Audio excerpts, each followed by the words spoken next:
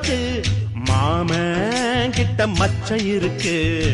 காக்கி சட்டை போட்ட மச்சான் களவு செய்ய கண்ணம் வச்சான்.